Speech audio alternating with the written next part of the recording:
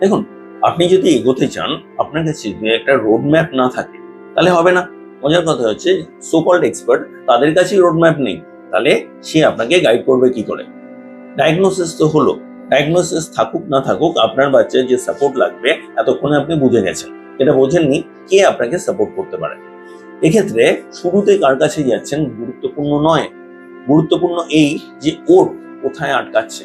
এবং দেখুন, প্রত্যেকটা বাচ্চার আটকালে আলাদা জায়গায় আটকাবে, সুতরাং ওই জায়গাটা যদি অ্যাড্রেস না করে আসেন, সলিউশন হবে না।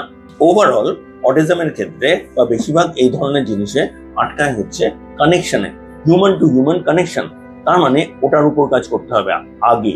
কিন্তু খেয়াল করে দেখুন, বেশিরভাগ ক্ষেত্রে সেটার উপরেই কাজ করা হয় না। কোন থেরাপি এই কানেকশনের উপর কাজ করছে? মজার কথা হচ্ছে, এই কানেকশনের উপর কাজ করতে হতো আপনাকে।